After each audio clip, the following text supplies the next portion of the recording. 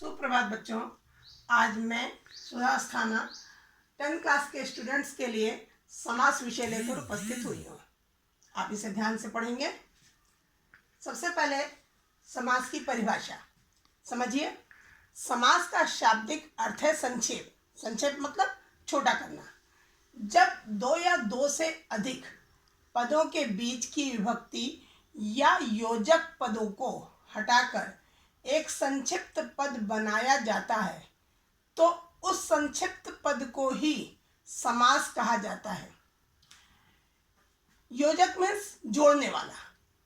जब दो या दो से अधिक पद, दो पद हैं, उनके बीच में कोई विभक्ति है या कोई जोड़ने वाला पद है तो उसे जब हटाया जाता है तो वो छोटा पद जो बनता है उसे ही समास कहा जाता है।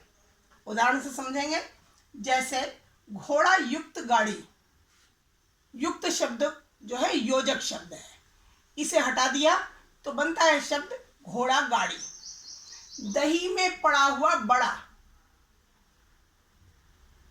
पड़ा हुआ बड़ा, पड़ा हुआ योजक शब्द है, इसे भी जब हटाएंगे तो दोनों मिलकर जो समास बनेगा वो होगा दही बड़ा। अब आगे देखिए, समास के दोनों पदों को क्रमशः पूर्व पद तथा उत्तर पद कहते हैं। मान लीजिए घोड़ा गाड़ी शब्द है तो इसमें घोड़ा क्या है, ये पूर्व पद है और गाड़ी उत्तर पद है।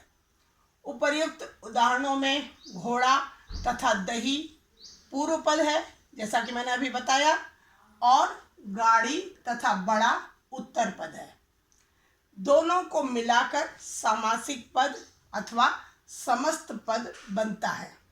अब आगे समझेंगे। सामासिक पद को पुनः विभक्त करने को समास विग्रह कहा जाता है। जैसे मुख कमल, ये क्या है, एक सामासिक पद है। इसको फिर से जब अलग किया जाता है तो उसी को कहते हैं समास विग्रह। तो मुख कमल में दो पद हैं, पहला मुख और दूसरा कमल। इसका समास विग्रह करना होगा तो ये बनेगा मुख रूपी कमल। अब आगे समझिए कि मुख्यतः समास 6 प्रकार के होते हैं। पहला है द्वंद्व समास, दूसरा तत्पुरुष समास, तीसरा अव्ययी भाव समास, चौथा कर्मधारय समास, पांचवा द्विगु समास और छठा है बहुब्रीहि समास। बच्चों 10th क्लास के कोर्स में द्वंद्व समास, कर्मधारय समास, द्विगु समास और बहुब्रीहि समास, ये 4 समास आपके कोर्स में हैं। पहले हम पढ़ेंगे द्वंद्व समास। ध्यान दीजिए, द्वंद्व समास किसे कहते हैं। पहले परिभाषा पर ध्यान दीजिए कि जिस समास में दोनों पद समान हो, पूर्व पद और उत्तर पद दोनों ही समान हो तथा समास होने पर दोनों को मिलाने वाले और अव्यय का लोप हो जाता है। बीच में जो और शब्द आता है जब समास किया जाएगा तो इसका लोप हो जाएगा। और शब्द क्या है, ये अव्यय है, वहां द्वंद्व समास होता है। उदाहरण से समझिएगा। मैंने यहाँ समस्त पद लिख दिया है एक तरफ उसका समास विग्रह लिखा है। समस्त पद और उसका समास विग्रह ध्यान दीजिए। अपना पराया, इसमें अपना क्या है, ये पूर्व पद है, पराया उत्तर पद है। तो जब इसका समास विग्रह होता है तो समास विग्रह में इसमें और शब्द जो है ये जुड़ता है, ये अव्यय है। अपना पराया का समास विग्रह होगा अपना और पराया। राधा कृष्ण समास विग्रह है राधा और कृष्ण। अन्न जल, अन्न और जल। नर नारी, नर और नारी। राजा रानी, राजा और रानी। राम लक्ष्मण, राम और लक्ष्मण।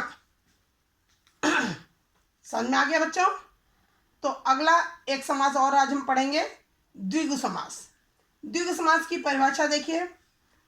जिस समास में पूर्व पद संख्यावाचक होता है,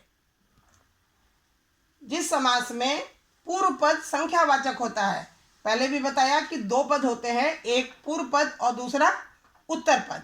तो पहले वाला पूर्व पद जो है वो संख्यावाचक होता है और उत्तर पद उस संख्या का विशेष्य होता है, उस संख्या का विशेष्य होता है।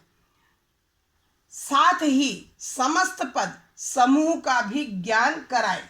जो समस्त पद होता है वो समूह का ज्ञान कराता है, वहां पर द्विगु समास होता है, उसे द्विगु समास कहते हैं। उदाहरण देखिए, उसी तरह समस्त पद समास विग्रह मैंने लिख रखा है, आप इसे समझेंगे। समस्त पद में है त्रिलोक। पहला पद कैसा है? संख्यावाचक है, त्रि। इसका विग्रह होगा तीन लोकों का समूह। अगला उदाहरण त्रिभुवन, इसमें भी पहला पद संख्यावाचक है, त्रिभुवन यानी तीन भुवनों का समूह। चौराहा, चार राहों का समूह।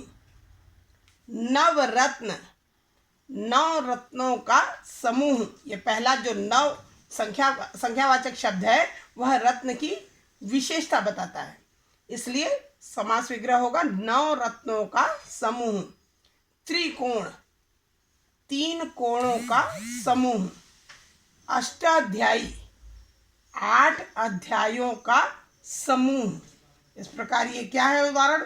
ये सब द्विगु समास के उदाहरण हैं। बच्चों, अब आपके कोर्स में 2 समास और बचते हैं, कर्मधारय समास और बहुव्रीहि समास। इन दोनों समासों को मैं आपको अगली क्लास में पढ़ाऊंगी।